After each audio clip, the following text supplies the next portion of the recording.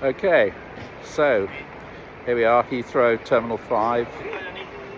This is Zakupnik on his way to Warsaw, and I'll be picking up my car in Warsaw, heading across the border tomorrow and into Ukraine, and then on to Kharkiv next week, where I'll be doing more shopping with the donations that you've kindly given me, and hopefully more donations that I'll be able to get, shopping for essential items for people who can't manage at the moment, many of whom have been displaced. There are actually at the moment, by count, 3.6 million internally displaced people in Ukraine. That's people who are still in Ukraine, who've either lost their homes or they've had to flee their homes because their homes were either in territory that's now occupied by the Russians, or their homes were on the front lines. So more and more items are desperately needed, particularly at the moment as the volume of strikes on major cities around Ukraine,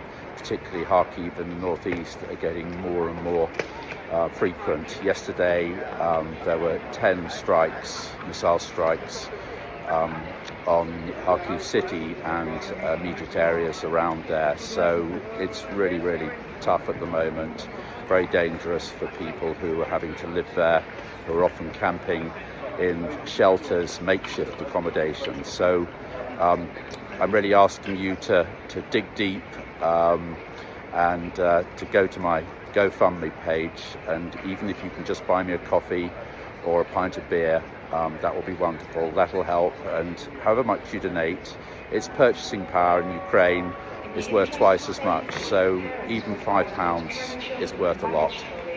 Okay, so I better go and check in. And so I'll sign off and see you in Ukraine. Bye for now. Okay, so I've just crossed the border. Bit of a wait after having to watch an official convoy go through, but just stopped here for some petrol and some coffee, and I'm greeted by an air raid siren. Actually, the first time I've heard an air raid siren so close to the border, so I guess it's a sign of the times.